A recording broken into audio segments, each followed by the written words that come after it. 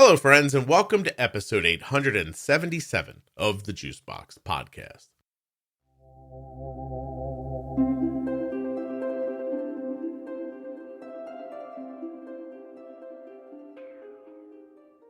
Today, I'll be speaking with Karen, and Karen has had type 1 diabetes for a very long time. She's on the show today to talk about her life with type 1 and to speak a little bit about being an advocate for your own medical needs. While you're listening today, please remember that nothing you hear on the Juicebox Podcast should be considered advice, medical or otherwise. Please always consult a physician before making any changes to your healthcare plan or becoming bold with insulin. Now, if you're a U.S. resident who has type 1 diabetes or is the caregiver of someone with type 1, please consider going to t1dexchange.org/juicebox and completing their survey. This survey helps support type 1 diabetes research. You can do it completely from your home. It's HIPAA compliant, absolutely anonymous, take you maybe 10 minutes or a little less. You're really going to help at t1dexchange.org/juicebox. If you're looking for some nice comfy sheets, jammies, or actually joggers like I'm wearing now, CozyEarth.com. Use the offer code JUICEBOX at checkout to save 35%. This episode of the Juicebox Podcast is brought to you by US Med.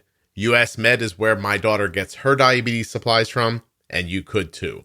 usmed.com/juicebox or call 888-721-1514. Go online or call the number, get your free benefits check, and get started with US Med. Today's podcast is also sponsored by touchedbytype1.org. Touched by Type 1 is a wonderful organization helping people with type 1 diabetes, and they've asked me to ask you if you wouldn't go check them out on Facebook, Instagram, and of course their website, touchedbytype1.org. Check out that link, see all the good they're doing. Check out what's going on over there. They have a ton of different things coming up, including a speaking event in Orlando that I will be at. Touchedbytype1.org. My name is Karen, and I live about 20 miles outside of Boston. And I was diagnosed with diabetes in 1977. 1977. Have you lived in Boston your whole life, or? Yes. Mm-hmm. Really? How come you don't sound like you're like going to the bar or something like that? Well, because my mother was from New Jersey. My father was from Missouri. So it's like, why do you sound? None of us. Yeah. You didn't pick up an accent like, at home, right? Yeah. Yeah. Yeah. I love it when you say water. You know, it's like it brings me back to my grandmother's house in New Jersey. Well, you should tell my kids that, because daily I am mocked at my house still. Yeah. And the truth of it is, if you told me right now, you say the word in one way, but there's another way to say it and it's correct. What is it? I don't even know that I could. I don't even know. Yeah. Like, I know that I say data because people have beat it into me. Yeah. Right. But it's my inclination to say data. Yeah. But I can tell you data and data. I know that the stuff that comes out of the faucet is water. And I know that somebody else says it a different way. And I mean, is it water? I don't even know. Karen, I don't even know. Was I wrong? No, you're not wrong. So I'm supposed to be saying water? That's what people will say. Water? That sounds like it has, oh God, we're going to like spin down a rabbit hole in my mind. It sounds wrong to me. I don't know the way New Jerseyans say water, it sounds like it's a U instead of an A. Water. You know, like yeah, wood. I always think of it as being like what, like WOTTAR, water. Why? Is that not how you spell it? So you're saying WA is wa? I guess it is water. But that sounds really wrong. Yeah, it sounds wrong on you. That's for sure. my brain has to tell me to say it that way. Like I'm forcing myself to say it like that. It's very interesting. Okay. Anyway, 1977. Well, you missed the bicentennial by just a year. Isn't that a shame? I know. Well, I was not even married a year yet. We were still newlyweds. And I was 22 at the time. Wow. And so I had seen my gynecologist because I just had a miscarriage. And so he sent me in for some blood tests, and it just popped up in a blood test. And he called me on the phone and said, well, you have diabetes, so you should go see an internist, right? So that was my introduction to my diagnosis over the phone, just was kind of surprising. Of course, my mother is like, well, we don't have that in our family. So she had to go research all my father's family and give them all third degree. I was like, I said, Mom, it's an autoimmune disease. You have Hashimoto's. So I don't think you should look any further than that, Well, I've been married a long time, Karen. I know who to blame. Let me get your dad and his mom. I know, Yeah, I know who exactly. messes these people from Missouri. That's right. They're the ones. Well, isn't that interesting that, well, first of all, it's interesting that you were diagnosed when I was 5. And I'm looking at you right now, and I don't think we look any different in age. So either you look terrific or I'm in trouble. I can't figure out which it is at the moment. Really, on this screen too? Jeez, I don't know. You look terrific. No, so a lot of people think I'm younger than I am. Yeah, no kidding. I wonder why. It's because you hide inside from the winter, probably. I don't know. No, it's because my mother never went gray until she was like 85. So I don't have too much gray yet. So that's your real color. So it looks natural on you. Yeah. Whereas, and I don't want to out anybody, but most women I see on the streets who are of a certain age are dyeing their blonde. hair. Yeah. Blonde. Yeah. Oh, blonde. Yeah. And actually, somebody said to me one day at the studio, they looked at me, and it was a friend of mine for a long time, and she goes, "Oh, you don't even dye your hair," because I have some gray strands coming through, So it's like finally I can prove I never dyed my hair, because everybody assumes that I do at my age. Gray hair is fun. I have a couple, and I think I have a couple, and then the other night Arden's like, there's a lot of gray in your hair. I was going to say you have to have a lot of gray, My God. for what you have to deal with. No idea. You have no idea. May I just say, for younger people to get ready, the worst gray hair, I can't believe I'm just going to say this, it's in your nose. If you get because gray hair is coarser, and so it will grow through your nose like a sword and just reach to the other side and eventually just poke you. Very prickly. And when you're not accustomed to that, and the first time it happens, you spend days going like, why is my nose itching and running? Something's wrong with me. And then you look, and it's horrifying. You're like, oh God, there's a gray hair in my nose. And oh God, it's a steel barb. It's growing through the other side of my nose. My husband is very good about that stuff. He's always watching for things he should be clipping out, So. I'm in there like a hedgehog. I got to be honest with you. I was like, get out, everybody get out. Yeah. Thank God it's not my ears. I think I saw a video online the other day where they waxed an older man's ear canal.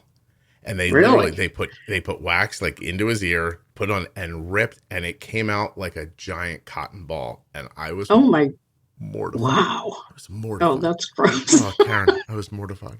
Okay. 77. 77, yeah. Beef and pork?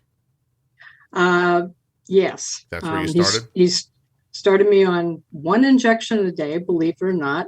And I've heard some other people say that was what they started on too, which, now we know is totally ridiculous, Mm-hmm. We were doing urine testing, so Clinatest with a little test tube and all that, am I blue, am I orange, and interestingly enough, I weigh the same amount as I did when I was diagnosed back then, and he put me on a diet like I was a type 2 or something. Trying to keep you away from carbs, you think? I don't know. But he said, it seems to, when I think back on it now, I mean, that would be maybe standard protocol for someone with type 2, mm-hmm. Because a little bit of weight loss can make a big difference. But I mean, I'm 142 now, and I'm a yoga teacher. It's like I don't have a lot of fat. I've got muscles. And so I went on that for a couple of months and 1 shot a day. And took off like 40 pounds in a hurry. So the doctor increased my calories to 1,500 calories a day, and I lost another 10 pounds. Wait, you were 90 pounds at some point? I was 102. How tall are you? I'm 5'3". Oh my goodness. 5'4". Yeah. Oh wow. Okay. Yeah. So he says, well, I guess you couldn't handle the extra food. I'm thinking, well, how about maybe you give me a little more insulin, Wait, because it's possible your blood sugar is still very high and you're losing weight because of that, right? Absolutely. Yeah, had to be. Absolutely had to be. So he put me on finally multiple daily injections, beef, pork, insulin, NPH, and regular. Mm-hmm. And he thought I was doing great, but I found out later that I really wasn't, because back then it was really hard to find any information. We didn't have the internet. We didn't have Google, and, all we had was Diabetes Forecast magazine, which really didn't give you a lot of management information back then. It was mostly about, what celebrity has diabetes and what school kids are, raising money for JDRF or something like that. And really nothing of much value in terms of management was there. Although I did find an ad one day for a glucometer. So I took it upon myself to buy it. Mm-hmm. I said, oh, this has got to be better than what I'm doing, So I started testing, and for the first time, I actually had information that I could work with. Yeah. It's not like what my blood sugar might have been 2 hours ago from a clinic test, but now can find out what it is right now. What year do you think that was, Karen, that you got it? That was probably maybe 1980. So you did it the other way for 4 years or more. Mm-hmm. Yeah. Right. And we'll find out what happened because of that, So I go into the doctor on my next appointment, and I'm all jazzed up about this glucometer and everything, and I'm telling him about what my numbers are when I get up, and he goes, wait. He says, I don't know what the numbers mean. Aren't you still testing your urine? And I go, no, this is so much better, And it was like a rude awakening for me that, I was probably not in the right place, not with the right doctor. So a little bit later on, I discovered a book that changed my life in a bookstore. And, we still didn't have the internet and all that jazz. And it was called the Diabetics Self-Care Method. And it was written by a husband and wife team of endocrinologists who also had type 1 diabetes. Mm-hmm. And it laid out, here's finally all that information about what the A1C numbers mean, what what level you should be at to have the best results, and a program using a different insulin that was what they termed as sort of the poor man's pump. And it involved ultra-lente insulin and using that instead of NPH.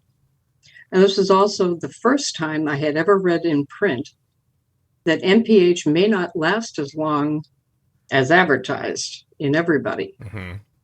And that ended up being a very important factor in my management, Yeah. So I started to implement what I could, but I still didn't have that ultra-lente insulin. So the next appointment that I went to with my internist, I asked what my A1C level was, now knowing what they meant. And he told me, and I was obviously profoundly disappointed. Mm-hmm. And he said, well, he thinks he's being, consoling good doctor. He says, well, sometimes it just can't be any better than that. And I was bullshit. I was bullshit because I said, look, I'm only 10 years in now. I have retinopathy. I have neuropathy. Do I need to get kidney disease before I get this under control? Yeah. You're making me think, Karen, that there's so many obviously processes that happened inside of your body that take a lifetime to come to an end. Like, just think of aging, right? Like, you don't see aging happen. And if you're lucky, you make it to, a ripe old age and you drop dead. But that thing's been happening to you the entire time. We don't think of it that way. It's not until you get something like hypothyroidism or Hashimoto's or diabetes or something to that effect where the whole process is sped up, and the human inclination that things are going to change and that's okay because they're going to change slowly enough that I won't care by the time I'm in the can, right? Like your brain doesn't switch when your situation fast forwards like it does with right. So the doctor says something like, "Oh, it's the best you can do," or "Don't worry, this is how it is." Except you're the one who's, I mean, what are you, 32 years old with retinopathy? I'm 32 at the time. Yeah, 32. By the way, the Diabetes Self-Care Method by Charles Peterson and Louise Jovanovic Peterson, first published in 1984. Yeah. So That's really something. So I didn't find it till later, I guess. Yeah. And the blurb is, it teaches diabetics how to achieve self-help management for a freer, more balanced lifestyle, and provides the most current information about insulin dosage adjustments, exercise therapy, glucose monitoring options, diabetes medications, and more. They should have just gotten a podcast. It's much easier. Yeah. You don't have to write down all the words then. Yeah. Thinking back on that time is like, in the meantime, I had become a runner, and I can't even imagine how I managed to stay safe out there. I would get up in the morning, I'd have like a glass of cran apple juice or something, not even, full strength with low sugar, and go out and run 5 miles, and I'd ran 40 miles a week for a couple of years. And I had, my little sugar packets in a plastic bag tucked in my waistband just in case. And I think I only once had one time when I was really sure I wasn't going to make it home, but that was like a 13-mile run, and I never did that again.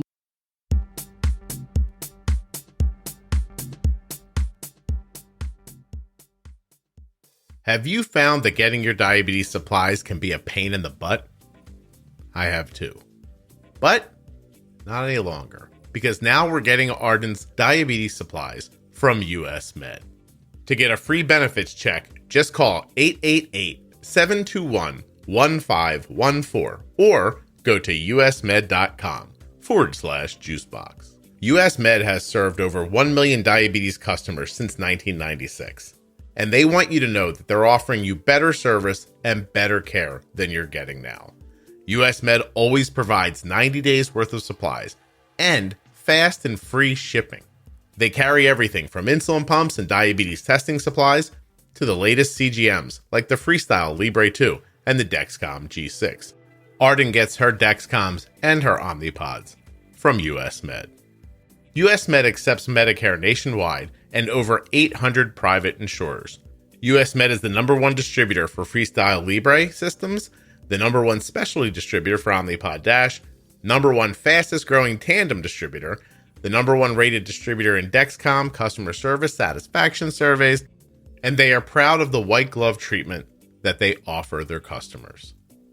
usmed.com/juicebox or call 888-721-1514. And that 888 number is special just for Juicebox Podcast listeners. Now, if you decide to go to the website, it's super simple. Here's what it tells you when you get there. Getting started is easy. From the comfort of your own home or office, you can now join over 1 million satisfied customers who rely on our staff of courteous, knowledgeable, and trained U.S. Med customer care representatives to keep you up to date with your medical and diabetic supplies delivered right to your door. Super simple benefits check. Name, phone number, email, zip code, and then just hit the button that says request a free benefits check. It's that easy. Let US Med take care of your supplies so you don't have to worry. The podcast is sponsored today by BetterHelp. BetterHelp is the world's largest therapy service and is 100% online. With BetterHelp, you can tap into a network of over 25,000 licensed and experienced therapists who can help you with a wide range of issues. BetterHelp.com/Juicebox. To get started, you just answer a few questions about your needs and preferences in therapy.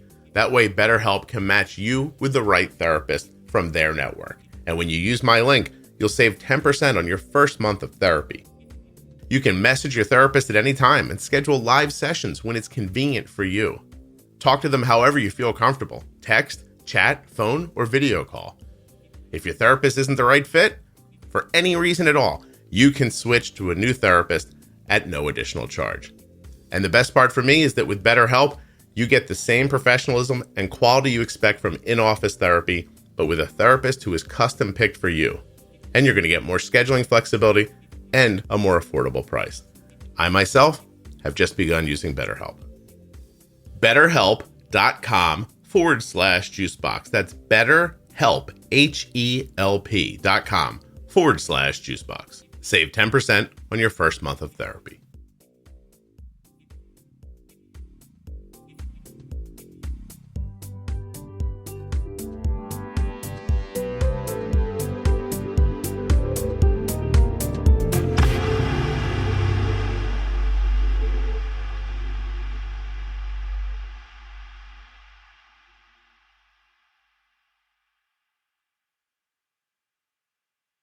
But, imagine all the chances that we took, people of my age that were diagnosed when I was, just because we didn't have the information we have now, like the Dexcom and, all that. It's just, it boggles my mind to think, because I don't want to be anywhere away from my phone to see my Dexcom now that I have it. And you lived without, did you ever have a seizure?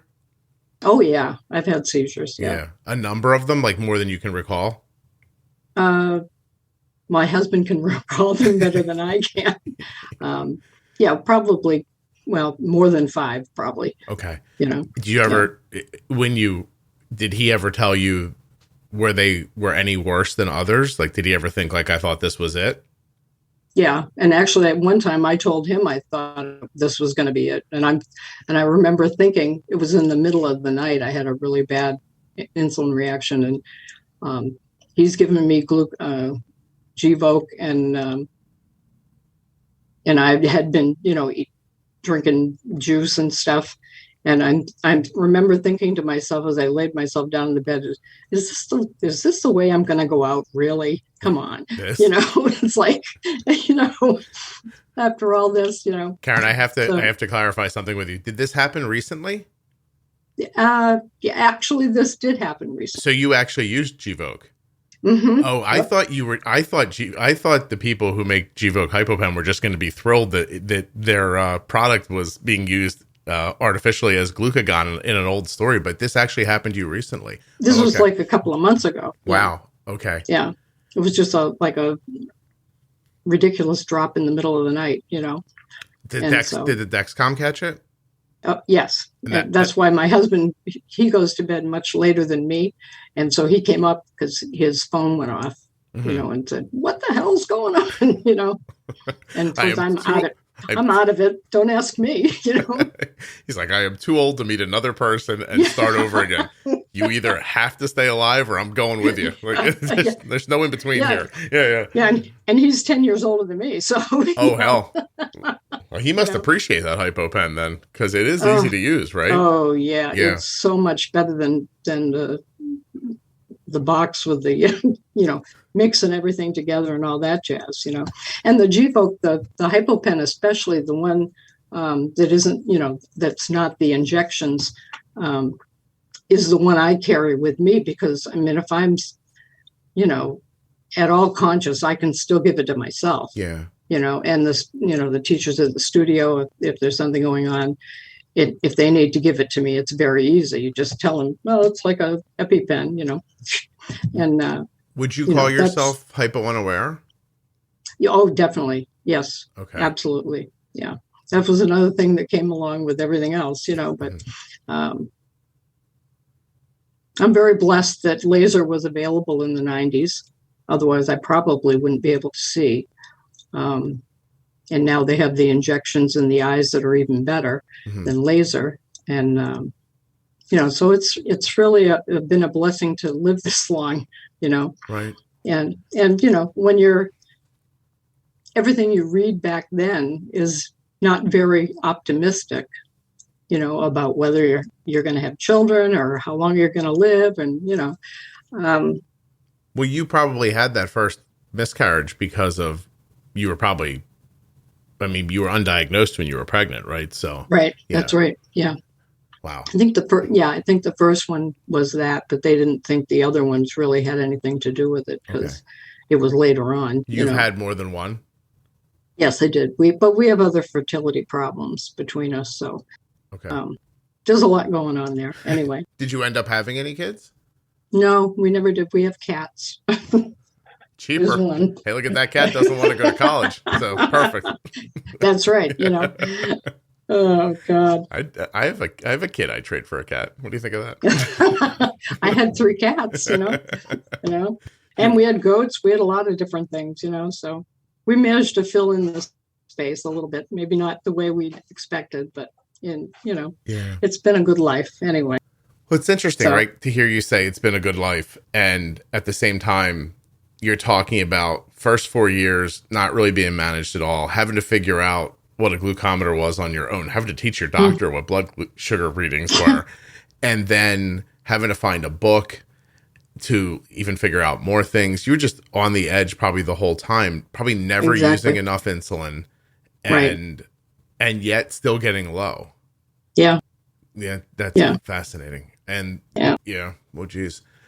It was crazy, So anyway, after I told the doctor off, and he decided to send me to his endocrinologist friend, who apparently was the one that he was getting, if he had a question about me, he'd ask him and stuff. So he sent me to the endo, and the endo was kind of, he's sort of, I think I came in and he already had like a decision in his mind that I was a problem patient or something like that. So, he sort of treated me like I was just being non-compliant, and I mean, nothing could be further from the truth. For the last 45 years, I have written down and weighed every single thing I eat, or if I had packaged, information that was good. But I mean, I'm very vigilant about my diet and everything else that I did.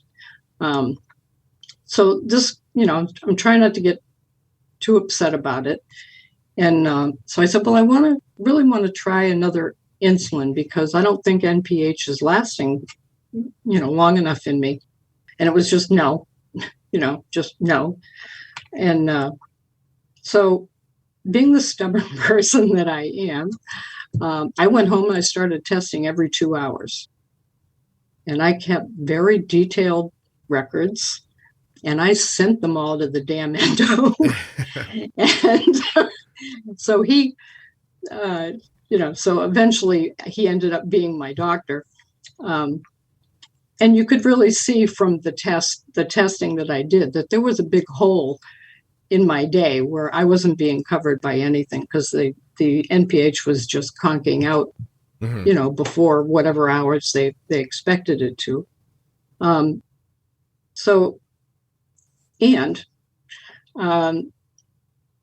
as it turned out, insulin didn't need a prescription back then. So I decided to go to the drugstore and I bought myself a vial of Ultralente, and I started to implement the method that was in the book, right? So you take 2 shots of Ultralente a day, 12 hours apart. whenever you want to, make that 12 hours. And then just like a pump, so that's like your basal insulin.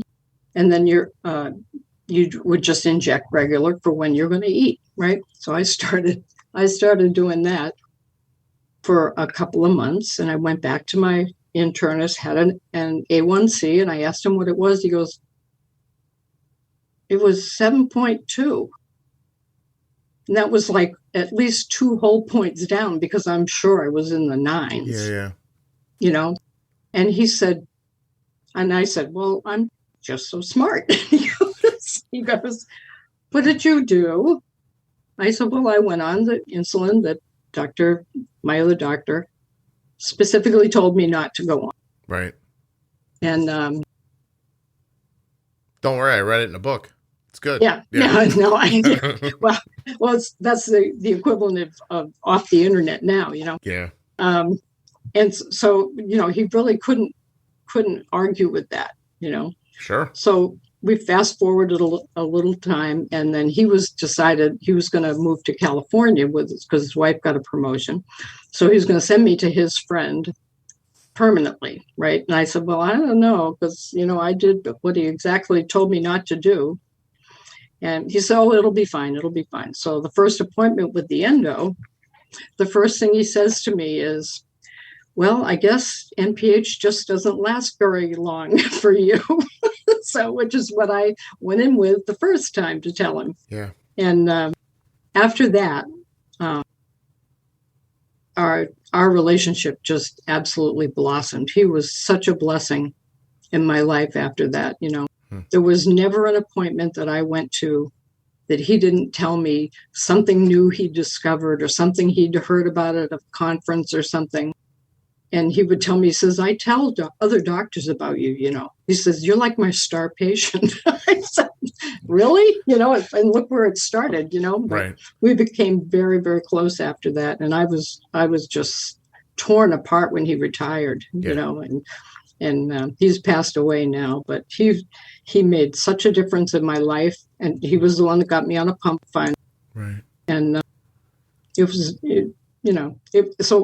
a relationship that certainly went full circle, from being on the outs with him. You know? You had a process happen within a process. So what I'm seeing, I mean, I think that no one really considers, excuse me, having a bad week from my throat. No one really considers that we don't really know very much about the human body and how to just magically fix things. The stuff we know is amazing. And it's, of course, leaps and bounds above 1,000 years ago, 500 years ago, 100 years ago. But you were caught in that process.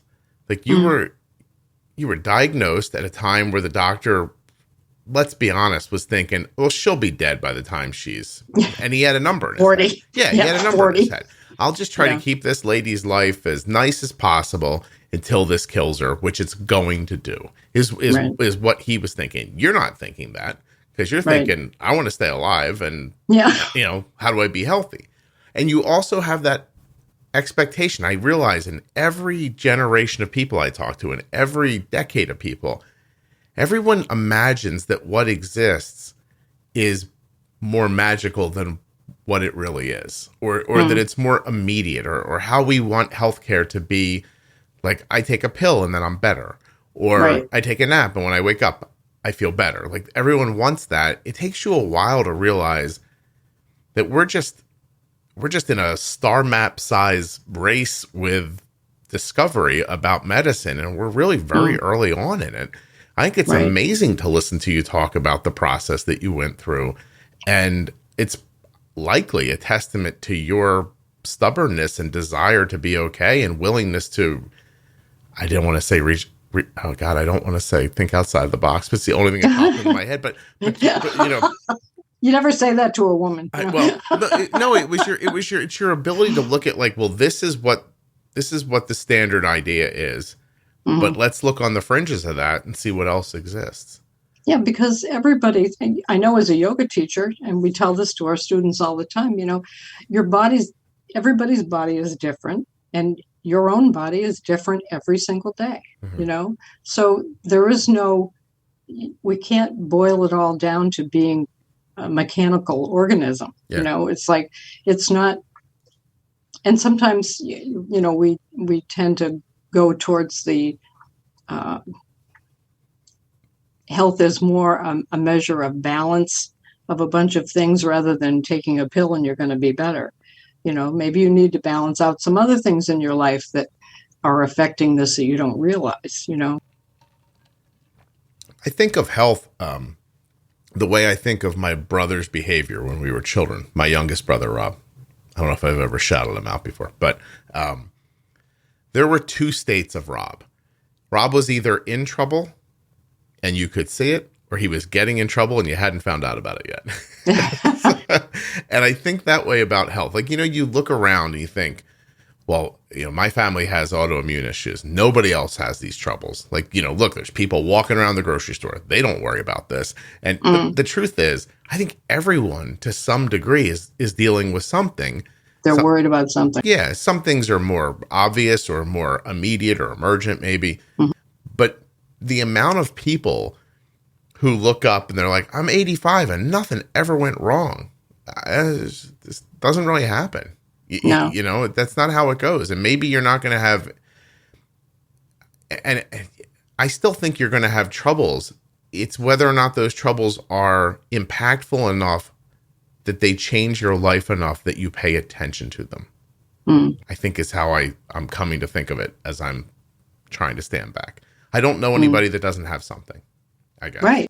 Everybody has something, It's like people, I remember, back when I was diagnosed, there was always this saying about the women who, were a little sickly, or whatever in a relationship, it's like, don't ever think of me as being sick, because I'm going to do a lot of things. And I did. I mean, my husband used to call me his prairie woman because we burn wood to heat our house, and I split wood with them all. Right. I'm out there for hours in the summertime when I was off from work, and I'm splitting firewood. Yeah. At 100. Yeah. I don't think I wouldn't want anybody to think of anybody as like sickly, but right. you do look back at that time and realize that. I mean, just think about what we know now that probably we didn't know before. Like, women could be tired all the time, and no one ever thought like, well, what if your period's heavy and your iron's low? Like, right? They would tell you what? Eat a piece of liver. Well, great, that'll help. My ferritin's 14. Should I eat a piece of liver? That should just fix it right up. Or take these iron tablets that then cause incredible constipation, so you can't take them anyway. And nausea. Yeah, or Patty up the street. She's how she is. Like, what does that mean exactly? Like, what does it mean? Yeah, what if it means her hormones are all over the place and you're just calling her nasty? Like, right? Yeah. Like, it's not something she can do something about. And hormonal imbalances are still not something that we particularly understand how to impact very well. Right? That's right. That's right. But you notice, like, a lot of those things were always centered around women. Of course. Yeah. It's like the little woman or whatever, it's like I my mother-in-law, God rest her soul, she was an absolute saint, but she used to, after I was diagnosed, she'd always go, well, you should rest, dear. You should rest. I'm like, no, I need to have activity to balance out what I'm eating. Right. It's like, you don't understand, how this works. She wants you to be Scarlett O'Hara. Right? Yeah. Just like, I've got the vapors. Let me sit down. And what does that even mean? And so somebody make me a drapery dress, It's like, and that's really only, what, 70, 100 years ago, where like, they have the vapors, let them sit down, or she's hysterical. Like, that was a real diagnosis, right? Yeah. Well, and you still hear that today sometimes, It's amazing. To me, it's amazing. Now, men, if we act crazy, I don't know. Everybody just seems to be like, it's fine. I don't understand. I don't understand at all. It's well, because you're entitled to do that. Apparently I'm allowed to feel any way I want. You're hysterical. That's right. Is what I've learned. That's right. You're hysterical. Yeah. Well, so yeah, listen, modern medicine has saved everybody that's been on this podcast. It's saving people I love. It's helping me. I just had, again, after thinking it wasn't going to be a problem anymore, I just realized a few weeks ago that my iron got low again. Again? Yeah. Jeez. And so I was just like, I had gotten bitten by something and I had like a little bump on my hand. And it kind of started to get systematic. It spread around my hand a little bit. It kind of leapt in my other hand. And I was like, what is going on? And I started getting really tired in the afternoon. And I thought, what bit me that I'm falling asleep at 2:00? Like, that's odd. And so I thought, oh, it'll go away. Then it didn't. Yeah. And I went to urgent care and they jacked me up with a steroid pack. So for 10 days, I felt like Superman because I don't know what's in those steroid packs, but I was like, yeah, everything's okay. And it didn't solve the problem. As soon as the steroid pack tapered off, the bumps on my hand did go away, but I was still tired. Did you have to go back to the hospital for infusion? I just got my second infusion yesterday. Yeah. So I had one a week ago and I had one yesterday and I already feel a million times better. But then I started going back and looking over the past month or so before I felt tired. And we found ourselves, I'll probably be able to talk about this at some point on the podcast, but for now we found ourselves in a doctor's office where Arden needed to be seen by a new doctor. And they made the appointment. We set it up. We got there, filled out all the paperwork, waited. And then they called me over to the table and they say, hey, she's not 18. And I said, yeah, I know. And they're like, we don't see people under 18 here. And I said, but when I called, I said to the person on the phone, I'm calling for my daughter because she's a minor. And then they set all this up. And she's, yeah, we're really sorry. Well, Arden was having a real problem. And anytime, she needed to be seen so we could figure something out so we could make an adjustment for something. Right. And they said, well, we can see her after she's 18, which was like 6 weeks later. And I said, well, she's going to be in pain every day for 6 weeks while you're waiting for her to be 18. And something happened inside of me and I was unreasonable for the next 5 minutes in that doctor's office. Yeah. Like I pushed and I was combative and I did not accept one of their answers, even after I realized these people are powerless in this situation. Like there's not a decision maker here. Like I really pushed back to the point where we got outside and Arden was like, I was not comfortable with that. And I'm like, what? And like, I just thought I was defending her. You were Papa Bear, What I was I was in that situation with a low iron. Yeah. So we found ourselves back there 2 days ago. And the first thing I said to them was, hey, look, I'm really very sorry. I'm still pissed that you set up this appointment when she wasn't 18 and then said, oh, we can't do this. But my reaction was not anywhere near what it would have been if my iron wasn't low. And so I see that. And then I think about people with thyroid issues and are they okay? Are their thyroids handled well? People with their blood sugars, are they okay? And then that's just the stuff you can see outwardly. What about people who are going to find out their eyes are going to go crazy 10 years from now and et cetera. So anyway, you I'm sorry, I'm talking for like a half an hour. No, that's fine. Longer. But you really did want to come on to talk about like advocating for yourself. Exactly. Yeah. Because you still see, I'm one of the podcast followers and I'm in the Facebook group, and you still see people saying, well, there's something wrong and we don't see the endo for 3 months, and I wouldn't be here if I didn't advocate for myself. Right. If I didn't, if I wasn't brave enough to take a step, it's like I really didn't have a lot to lose, but, and I would say to those people, and I know, most of them are parents, and it's scarier when it's someone else other than yourself. But even if you think something needs to be changed, you don't have to make a big change. You can start small and see if it has some benefit, so you're not going to like switch to a whole nother insulin like I did or something like that. But if you can see that there's something happening, don't wait for somebody else to tell you and give you permission that it's okay to try something different. You can make small steps that aren't going to be risky, and then see where you go. And if it works, then you could go a little farther. And by the time you get to the endo, maybe you won't need them. By the time you get to the endo, then you can really work it out in detail. Well, because you might be being told something by a person, like going all the way back to your diagnosis, who's just like, oh, wow, I didn't know what those numbers meant. Like that person was telling you what to do for 4 years. Yeah, isn't that unbelievable? No, it's not. I wish it was, Karen, but it isn't.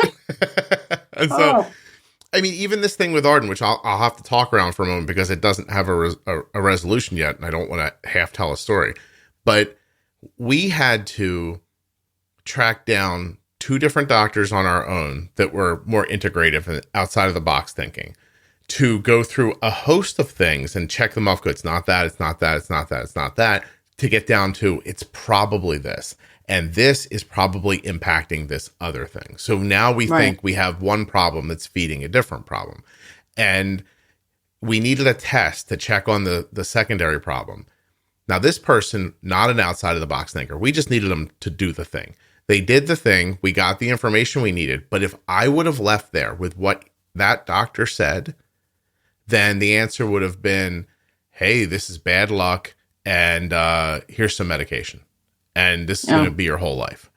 Yeah. But now taking the information that we got from the first doctor, we see how the thing that she found is probably causing the second thing. And so if we fix the first thing, it should fix the second thing. But a regular old doctor, they don't think that way. They know he knows the thing he does. It's right. It's like having a guy come out and put a fence up around your property, and while he's there, ask him about the plumbing. Yeah, he just doesn't know. He can put the fence in. He'll do a great job with the fence. You need a fencer. He's a fencer. Beautiful fence. This doctor was great at what he did. He was lovely. He was helpful. He was extraordinary at what he did. But then to ask him what to do with the information, you should take a pill. You should take a pill.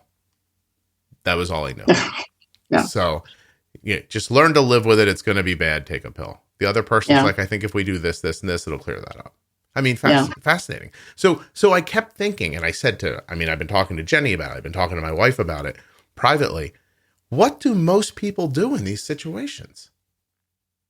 Unfortunately, they do just what the doctor says. Right. They don't think beyond that, But how are you supposed to do that, though? Because I'm sure a doctor said something to me in my life that if I just listened to, I'd be okay.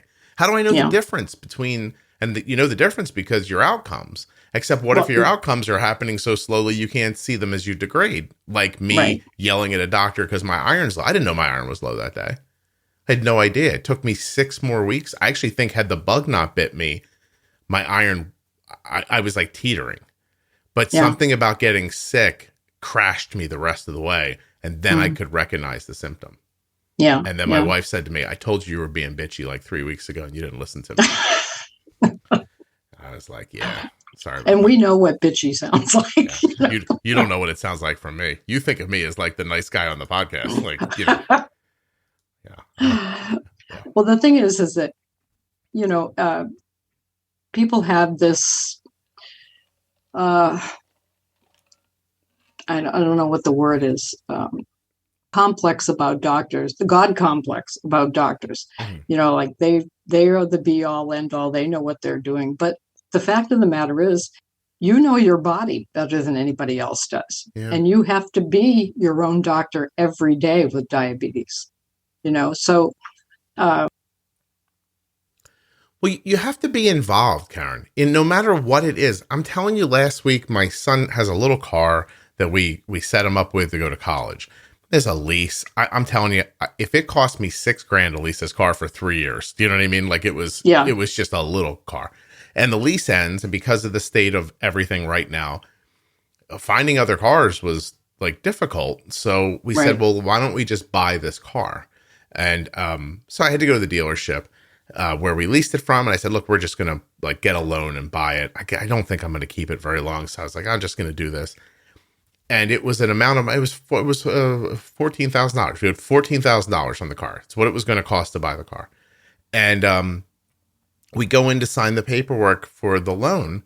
And the guy we walk in, he starts chatting us up and everything. And you're just talking and we're going along. And he says something about, so you're going to get the loan, you're getting gap insurance, you're getting this. He said a bunch of things. And I remember thinking at first, like, hell do I need gap insurance for? I was like, first of all, with the state of the world, the car costs $14,000. It's worth $24,000 because nobody can lay their hands on cars. I could literally sell it today for $24,000 if I wanted to. I'm like, why do I need gap insurance? That's like a thing for, like, that's an old timey thing for a lease. And I thought, well, if it comes with it, who cares? You know what I mean? And then we're going along and blah, blah, blah. And a minute later, he's turning the paperwork around to sign it. And I looked down and I was like, wait. I'm like, stop. I'm like, how much money are we financing? And he goes, and he looks at it and he says, $22,000. And I went, well, I only owe $14,000 on the car. I was like, what is happening right now? And he starts telling me how the gap insurance is $4,000. And the other thing that he mentioned was $2,000. And this was and I went, whoa, man, do I have to get the gap insurance? And he goes, no, you don't want it? And I went, no. And he goes, okay. And he looked at me like, caught me. Oh. And I was 5 seconds because I just like, it was a simple thing. I mean, you know what I mean? Like $14,000 is a lot of money, but it's not when you're buying a car and you're stretching it out over 1,000 years. Right. It's a couple $100, you know? And so I'm like, just trying to get this done. Brutally hot day outside. I just want to go home. And had I not stopped and just looked through it, I almost signed paperwork where I was just basically financing me giving the car dealership $7,000. Wow. And I tell you that because I think that's the same thing that happens to people in doctors' offices. I think you just go, okay, what? Okay. Yeah. And then you don't ever stop and think about like, well, is this right? Like, is this going to fix my problem? Right. Or if they say something you don't know about, like, I got to go take some time to research this. Like, to research and find out what it was. Yeah, like I actually have to find out, is this what they said it was? Why are they giving me this pill? What does he really know, etc.? And listen, as I say that, it's a lot. And it's a pressure, and I wish I didn't live with it. And I know why some people just put their head down and sign the papers. Because there are days I don't know how. Like, we left that doctor's office yesterday, and I had a moment where I was like, oh God, like, this is so much. Like, this is always happening. You know what I mean? Like I just, but what's the alternative? And the alternative is we pretend that pill was the answer and we let Arden live in, some sort of pain for the rest of her life. And I'm like, I'm not doing that. So I told her afterwards, because she looked dejected, and I said, Arden, we are going to figure this out, or I am going to die trying. I was like, I am not going to stop. Just so you know, I'm like, we are going to get this straight. And I don't even think she believes it at this point. But there is going to be a day where we get it all balanced out. And I'm going to feel accomplished. I don't know how to, I can't put that on my resume, I guess, but it's going to feel like a big part of my life's accomplishments. You know the poor kid. Jeez, she's been through so much, with the thyroid and everything else. You guys all have been through so much. You know what I mean? So it's not her. Now I'm trying to get someone to believe me about thyroid, because my PCP, is one of those. Well, your test results are normal, and actually the new endo said the same thing to me. But I did advocate I said, look, it's not going to hurt me to try Synthroid. I said, but I'm exhausted all the time. I'm gaining weight for no reason. Right. I mean, I work my brains out, my nails are rough. What was the TSH that they said was okay? It was 1 point something. I don't know. Really? It wasn't very high. Yeah. But I still had all those symptoms. She goes, well, there could be something else. And so, well, let's find out what else it is, because I can't live like this. Yeah. Well, there's also things, right? There's other things that could impact that number and make it look lower than it is. It's off the top of my head. I'm not thinking of it right now. And if it's not that, did you have your iron tested? Yeah, my iron is low too, so she's got me on iron. But yeah, because I don't eat red meat. Right. But I eat all the other things that have iron in it too. How low? So I'm on it. Do you know? I don't know. I can't off the top of my head think of it. You should enough for it to say low. I'll tell you right now, the infusions, if your insurance will cover them, they are about the closest I've come to magical in my entire life. So I drug myself to that first one. Like I was like, I sat down, like the girl's like, I can't find a vein. I'm like, I said to her, here's what I said. I don't care. Cut my arm open and dump it in the cut. I said, shove the bag up my ass if you have to. I don't care how you get this in there. I was like, just do it, And so she puts it in, and it's not an immediate thing. It's not like you're not like, wow. But in 5 hours or so, my body started functioning better. So I started to retain water. Yeah. And so once the iron infusion was in, I started peeing regularly, which I was like, oh, great. This is good. Thank you. And then slowly over a week, my tiredness that used to be, I was getting to the point where no matter how late I slept, I was tired by 1 o'clock. That's where it got to. And then I couldn't walk up and down the stairs anymore because I'd get out of breath. And so like all that stuff is slowly getting better. But what you're really waiting for, now that all that iron or whatever the hell's in that bag, I honestly don't care what it is. It looks like rusty water, and I would have drank it if they told me to. And once it gets in there and your body remakes the cells, it rebuilds. When it makes your next round of red blood cells, it makes it with the proper amount of iron, and then the cells can hold the oxygen properly, and then you're not tired, and then you can run up and down the stairs again and all that other stuff. So the biggest, most noticeable symptom that I had, and I still have, is I've had marked loss of strength in my arms. And so they sent me to a neurologist, because they thought, well, maybe it's neuropathy related, and all that jazz. So there was nothing there. No. I mean, they did all kinds of tests on it and it had nothing to do with neuropathy.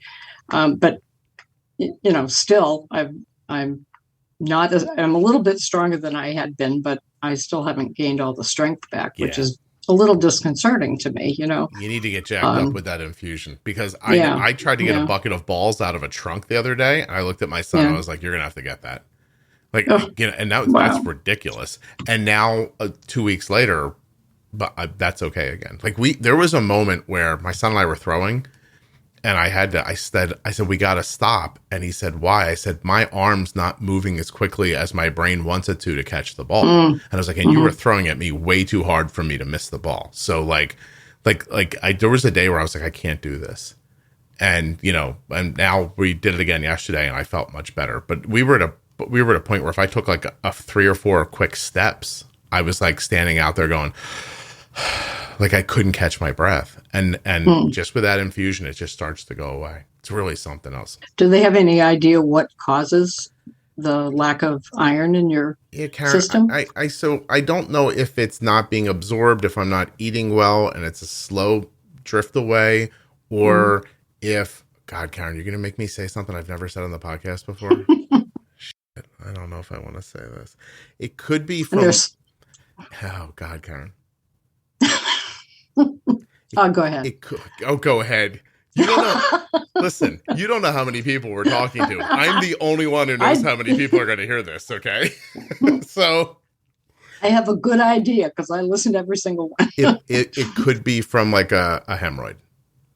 I could be losing blood that way because I go through bouts with one. And so I'm thinking about trying to do something about it, but I've done about it in the past, and the old methods didn't work very well and were unpleasant. And it's not constant.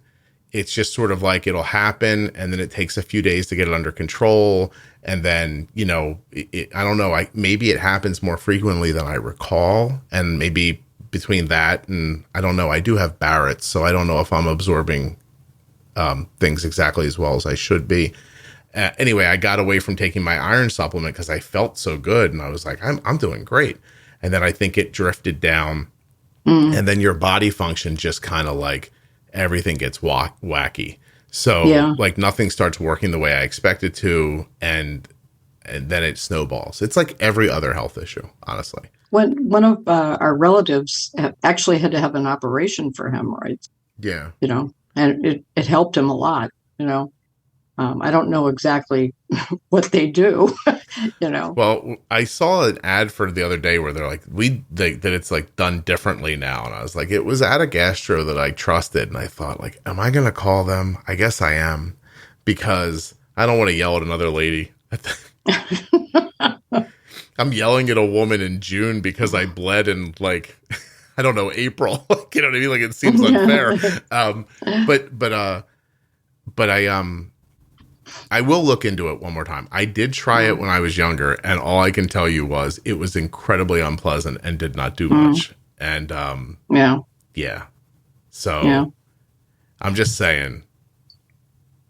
What am I trying to say, Karen? I'm trying to say 15 years ago, I saw someone coming at me with a speculum, and I was like, wait a minute. I don't think we should be doing this. But we did it anyway. And then about halfway home, I drove. Oh my God, this was 20 years ago. Cole was little. He was 2 or 3 years old. And I was a stay-at-home dad. So I did it in the middle of the day because I didn't think much of it. And then, boy, this episode took a turn. And then so I'm driving home, and it's only a 15-minute ride. And halfway through the ride, I pulled over on the side of the road and just leaned over sideways in the car because I could not sit down anymore. Lord. I was like, I'm going to cry in front of this kid, and I don't know how to get him home even. Like, it was. Yeah. So I finally, what did I do? I think I took some sweatshirts or something and like put them under my thighs and like jammed my back up into the back of the seat. And I basically hovered. And why didn't they give you a donut pillow? Well, Karen, you're asking good questions. They told me it wasn't going to hurt. And so either I'm a big baby or, they never had it. So we got home, and he was little. I was like, hey buddy, I'm like, you just play here in the living room and hang out with me. And I'm going to just lay on my stomach and sit here. Oh, God. And I called Kelly. She used to work in the city. And I was like, come home as quickly as you can. It's like, please come home. How long was the recovery? It wasn't bad after that. Like, it was, a day or two later, everything was okay again. Yeah. But even that, like, no instruction about how to eat. Like, you would think somebody might say, hey, like, why don't you stick with a liquid diet or soft foods or something like that for that. It was all just like, and it was only 20 years ago. You know what I mean? I'm just saying, when you're asking people to know about your insulin, just remember. They can't. It's not like I have 1,000 hemorrhoids. It's one, and they can't take care of it. And they can't figure it out. Yeah, nobody knows anything. Those doctors, they're laughing somewhere on their vacations. Yeah, I don't know what's causing my low iron particularly because I eat plenty of chicken and spinach and all that jazz. I don't think whether or not I include meat twice a week should make that much of a difference, because I eat plenty of everything else. But well, I mean, since you made me say hemorrhoid out loud, now you're screwed. I'm going to ask you questions. So, you must be through menopause, right? Oh God, yes. Yeah. Yeah, oh, I'll be 68 in November. I was going to say, I did the math earlier in my head, and you're 67. Yep. So, but I mean, it could just be a lifetime of having periods and then getting older. But you're saying you've had enough time to rebound by now. Yeah. I've been past menopause for a long time. So, probably 12 years, past menopause. So is your B12 low too? Do they look at B12 and magnesium?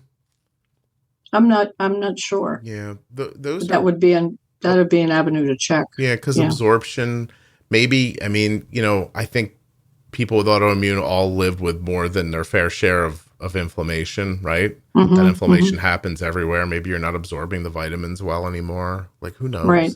Right. I don't know. Look at this mess. And what'd you get out of it, really? But it's iron pills are really hard to take. Yeah. I mean, it's like I tend to search around for a whole bunch of different ones before I found one that didn't make me nauseous all day. Mm-hmm. And it ended up being a plant-based protein, iron. So I don't know if it's plant-based, but Thorne makes really good supplements. the company. Yeah. And Yeah. I think if I would have just continued to take them the way, and I was only taking them like 3 times a week, but I was pairing it with an ascorbic acid and the iron tablet. Very easy on my system. I didn't have any trouble with that. And I was doing okay. As a matter of fact, I had to cut down because I had been taking it more frequently, and I got one follow-up blood test, and the guy's like, yo, man, your iron's way too high. And I was like, cool, I figured this out. And then I cut it back a little bit, and then I don't want to call it lazy. I think I just forgot. I think it stopped being a problem in my life, and So you stopped taking them? taking them. And not on purpose either. I just, stopped taking them. It wasn't in the front of your mind anymore. Yeah. Yeah. It was in the back. Oh my God! Speaking of that, I could not be more grateful for Cologuard. I'll tell you. Oh God, Well, even when my iron's really good, I don't have to take fiber. Yeah. I even noticed that. I didn't realize, like, one of the things that bounced back quickly after the infusion, besides I started urinating like properly again, like I wasn't retaining water, was that my entire digestive system just started to work better about 5 or 6 days into it. Yeah. And because I have to take a lot of fiber because my digestion's fairly slow. Okay. So if I take a lot of fiber, and it helps. Do you get a tremendous amount? Do you get a pain up high No. from slow digestion? No. No. Okay. No. It just takes a long time, to go through. Does that have you using more insulin? Do you think? Because the food's not sitting in your stomach; it's just getting into your intestines and then not coming the rest of the way. Yeah, gotcha. Yeah, I've seen it on camera, so it's shaped in kind of an interesting pattern. So I can see why it would take a little time for it to get out. But I can't do colonoscopies anymore. They're just I don't get cleaned out enough for them to valuable. Work. Oh, no kidding. And the last time I had to prepare for one, I passed out and I fell backwards. We have a brick wall in our house, and I fell backwards against the brick wall, and I ended up with 7 staples in my skull and a concussion. Oh my God. I said, I'm not doing that anymore. You can just give me Cologuard. That's all I'm doing. Pass out, Karen? What did you mean? What do you mean you passed out? I just, I don't know if it was just from the stuff you have to drink or whatever it is. And I was on like a 2-day prep because I'm so slow of digestion. And I just fainted twice that morning. I fainted once against the doorway, and then I fainted backwards. And my husband's getting ready to take me. And he comes out of the bathroom, and there I am on the floor bleeding. It's like, well, I don't think we're getting there today. I've only had one of those so far. And I mean, as I drank that stuff, Kelly just she sat across the room, like half in horror and half laughing at me. And I just was like, I'll bleep it out. But I was like, fuck, like this tasted so bad. And I was like trying to force it in. And I'm like, oh. You have to use a straw. If you use a straw, it's not as bad. You can get it down without noticing it so much. Now you sound like me on a date when I was 18. There are ways to make this better for you. There's no good way to drink that stuff. No, it was terrible. No, it really was terrible. And the doctors would never believe me when I said, I drank the whole damn thing, Yeah. And still you didn't have the experience afterwards, which, by the way, is... Yeah. Oh, I've had it before, but not recently. Yeah, I remember after living through the 6 or 8 hours and then going to bed after I took it, like I woke up in the morning and I was like, well, the one thing I know for certain I won't have to do is use the bathroom. Like, 'cause, Yeah. And so we get there to the room, and I'm getting ready to, they're putting me on the gurney, and she goes, you should just go to the bathroom one time. And I was like, lady, listen, it's over. There's nothing inside. And she goes, just try. And I was like, okay. I was like, I have no urge. She goes, you wouldn't have an urge. She goes, just try. And I was like, okay. I went in and I came back out and I was like, oh my God, how did you know? She goes, I've been around this block before. Yeah, this is my job. Trust me. And I was like, wow, that's crazy. And then an hour later, I was saying inappropriate things coming out of anesthesia. So it was perfect. Yeah. All right. Well, the anesthesia is the best part of that. I really do like that, the Jackson juice. It's nice. Yeah. And I feel bad he's dead and all, but I mean, I don't know. Are we supposed to feel bad that Michael Jackson's dead? I forget. Yeah. I'm not sure anymore where culture stands on Michael Jackson. Where that stands, yeah. But I'll tell you what, man, it just turns your lights out. It is really something. Yeah. You wake up like you're almost reset. You know, like the next 2 days after, like I'm just like, I feel amazing. Yeah. Got to fill yourself up a little. Yeah. Then I end up telling people like, this has got to be why Michael Jackson was doing this. I was like, it really is. It's unreal. Anyway, don't do that. I mean, I don't know if any of us have enough money to pay an anesthesiologist to come over to the house every day. Probably don't, right? That guy ended up in jail, didn't he, Karen? I think so. Yeah. I think so. Turns out you can't do that. Yeah. Who knew? Turns out you can't kill Michael Jackson. That's going to put you in jail. Yeah, can't kill a celebrity and not go to jail. You can kill regular people. Yeah, just not people who can sing. That's. I think he probably wasn't really in his right mind at that point anyway. I mean, Michael Jackson. Yeah. You know. Well, I think what we talked about today was like, I feel like we talked about the sin of complacency, of just saying this is okay, this is good enough. I mean, it's your life. You have to direct it. Yeah. No, it's very true. And if you can't make sense of what you're seeing, I always say follow your gut, right? Like if what's happening doesn't make sense or it's not resolving correctly and you can't make better sense of it for yourself, that's when you have to go find other people to help you. Right. You can't just, and don't go asking like, go find someone else. What am I trying to say? Like, don't go find other people who are on your level, right? Right? Like, I do the very same thing. I figure out as much as I can, and then the stuff I can't figure out, I find somebody who knows more about than I do, and I go talk to them.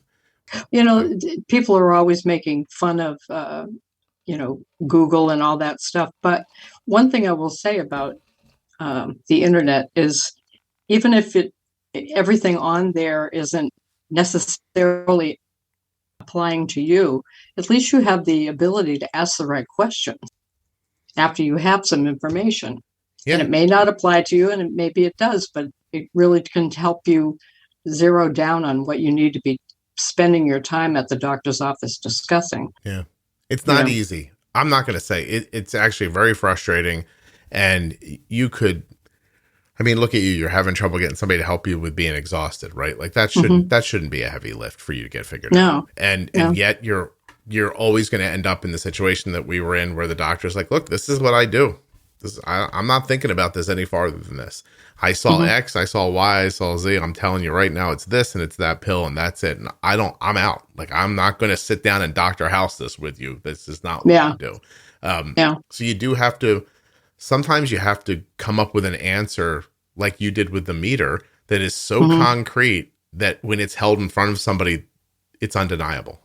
Right. Yeah. And they have to go, okay, well, maybe you do need an iron infusion, or maybe we should look at your thyroid closer, or, let's try this, because I mean, the alternative, like in the case of your situation currently, like maybe you don't need Synthroid, but it would really only take a week to find out. Right. Right. And they have me on a low level of it right now, and it has helped me some. So I know it's working. It in the beginning, it didn't really seem to be doing anything. And the doctor says, well, see. And I said, well, when am I supposed to be taking it? And I was not taking it by itself. Yeah. I was taking it with my breakfast, So now I take it in the middle of the night now, because I'm not waiting for my coffee. I'm telling you that. I have a great episode. I have a great episode about it if you haven't heard it. I'm sure I must have. So, I don't think there's many I've missed. So we're gonna button up here and get done, because we've been talking for a while. I actually have to go. Arden's heading off to college soon, and she tells me she needs a computer, so I'm gonna go spend a bunch of money today. I saw the picture of her you posted the other day. What a beautiful girl! Oh, thank you. I made her myself. I made her myself. Kelly had nothing to do with it, really. What was she dressed up for? That was her senior prom. Yeah, she looked really great. She did. That was an interesting. She really did. She looked absolutely stunning. Yeah, she's got that kind of. She's pretty in a different way. I don't know if that makes sense or not, but she doesn't like. she doesn't look like many people that you know. Do you know Was what I she mean by happy that? that you didn't just only post pictures of her when she was little? I said to her, I said, I'm gonna wish you a happy birthday online. I'm gonna use this photo of when you were little, and you can tell me which other picture to use. And she's like, okay. Mm-hmm. So, and so she's It was like, a good this choice. one. Yeah, she was happy with it. She actually went through Yeah. and read everybody's wishes, and there Oh, were that's like nice. hundreds of them too. Yeah. And she sat down very like kind of like nicely, and she said, thank you, make sure you thank everybody. And I was like, okay. She's like, because I'm not gonna. I was like, I know you're not gonna go on Facebook and thank hundreds of people. I was like, I'll take care of it, don't worry. Are you gonna be able to convince her to come back on? I think so. Yeah. I do. Just trying to get her into a spot where she's in the right mindset. So, Freedom mind. Yeah. yeah. So we'll see. I really do want to talk to her one time before she goes to school, which is coming up now in, maybe 7 weeks. She's going to leave.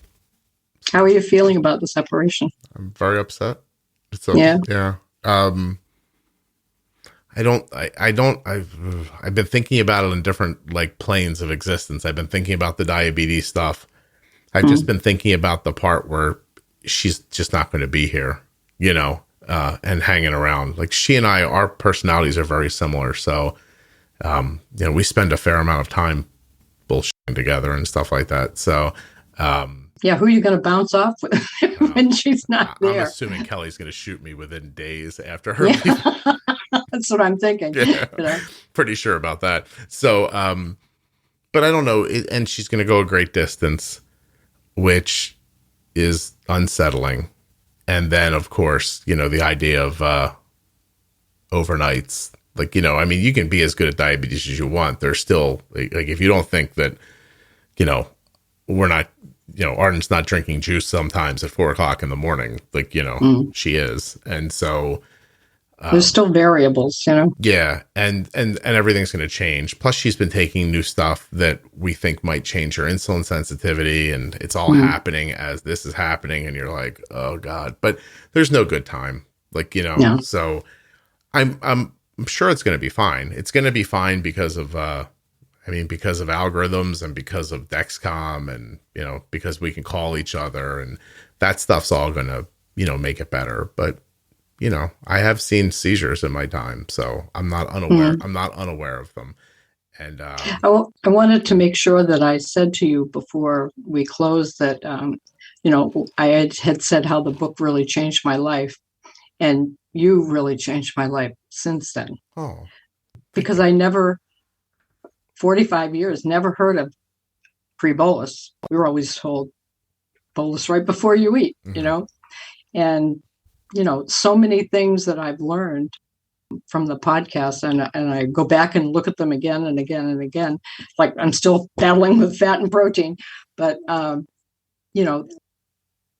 your information and your delivery has really made a big difference in my life since I started listening. Oh, Karen, if you're trying to make me cry at the end, I'll do it for you. I don't think you're gonna. Because you're going to cry and then I'm going to cry. No, and then, I know. But luckily we said hemorrhoid earlier, so I don't think I can't get all the way to a tear today, I don't think. Although I'm going to cry later when I realize I said that on this podcast, but whatever.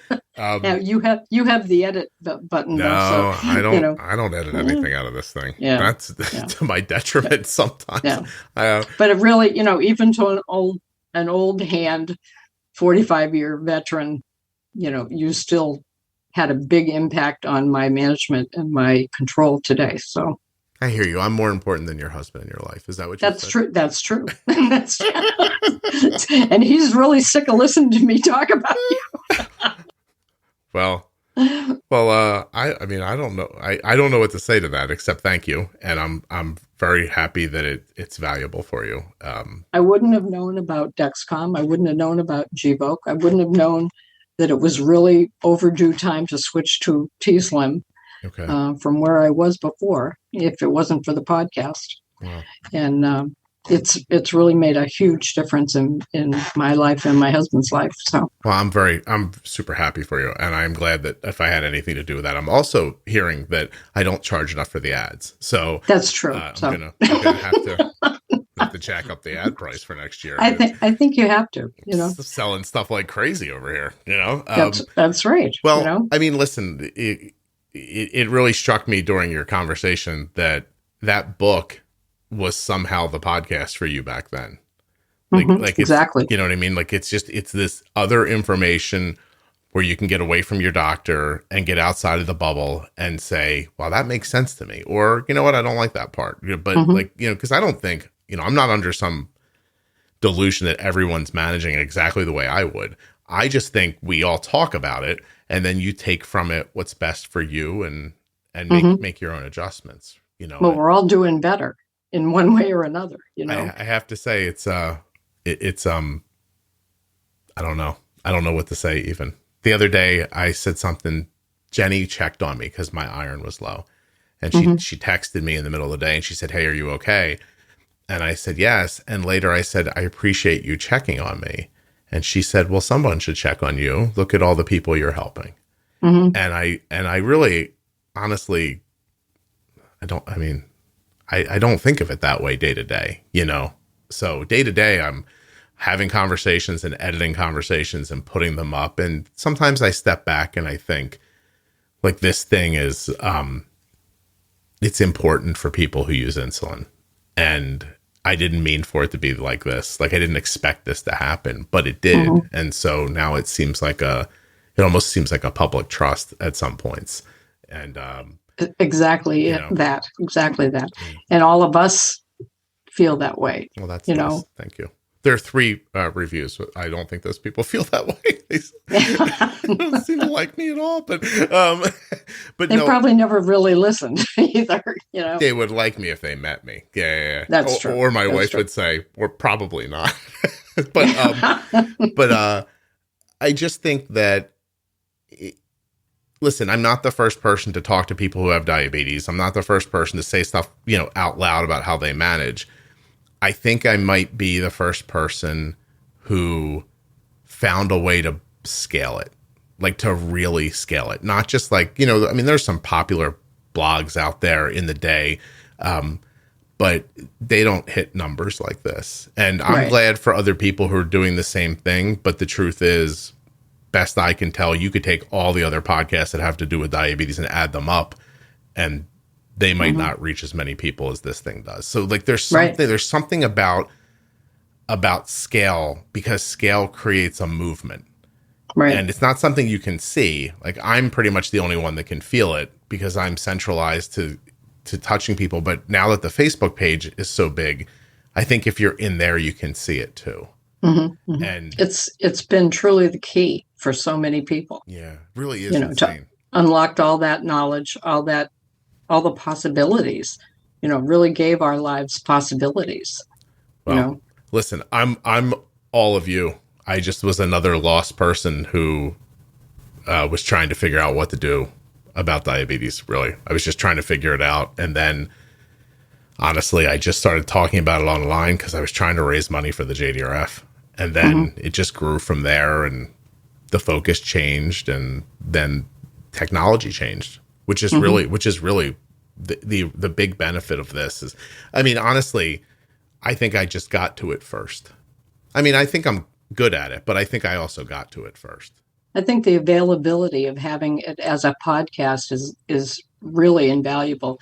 And actually, I had never listened to a podcast until I got hearing aids, Okay. And then it was like, oh, bingo, books on tape and podcasts I can listen to right through my hearing aids, and you go everywhere with me. You're always in my back pocket someplace. I'm out in the garden. Well, now I'm smiling. That's nice, Karen. Before you made me cry. Now I smile. Thank you. Well, you're very kind to say that, and I appreciate it very much. And it makes it easy to get the information, for it to be so available. It's for you to be so available. It's because I'm delightful, really. That's what it is. That's true. Honestly. That's true. Well, listen, Karen, you're very nice. I think maybe if I innovated anything, it was talking about diabetes in a way that was meant to be entertaining. Because no one wants to listen to that. Like, a dissertation on bolusing. Like, who's going to sit through that crap? You know what I mean? Like, it might be, it's very important for you, but it's not something that people are going to purposefully be like, yeah, sure, I'll put 5 hours into this over 5 weeks. And then you get the podcast big enough and popular enough, and then here come the pro tips, and you think, well, I like the other stuff, I'll try this. And then hopefully the pro tips are even, still entertaining enough that people will go, well, let me try another one and then hear your story or someone else's story. Because I think that's where, if I'm being honest, I think most of the benefit comes out of people's stories. Because absolutely, because as even for all the years that I've had diabetes, I only recently, for the first time, met a diabetic in the wild. No kidding. I never knew anybody else that had type 1 diabetes. That's something. Plenty of people say, "Oh, well, my aunt has type 2." Was not the same thing, Right. It took you all those years to miss all those years. Never encountered another person with type 1 that you knew of. How about that? That I knew of. Yeah. And I was always out front with mine. So you think you would have met somebody? I know, as long as they were willing to speak up about it. Yeah, because you were speaking up about it. It was crazy, it's like, and so the stories mean everything to me. They're like my community that I never had. Right. So. Well, I feel the same way. I really do. This, it's, I still take crap from adults who are like, you make a podcast? That's what you do? And even sometimes my kids are like, it's hard to tell people what you do. And I was like, I know, don't worry. It's like, because she's like, you just say you're a diabetes consultant. Well, listen, I'm not that, because nothing you hear on the Juicebox podcast should be considered. I know. Etc.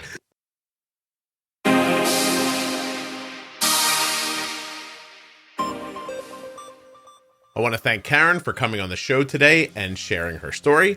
I want to thank Touched by Type 1 and remind you to go to touchedbytype1.org. I'd also like to thank US Med, usmed.com/juicebox. Get your free benefits check today. Prefer the phone? That's fine. 888-721-1514.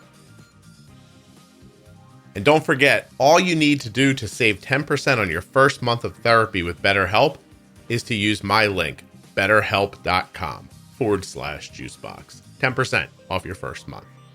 Thank you so much for listening. I'll be back very soon with another episode of the Juicebox Podcast.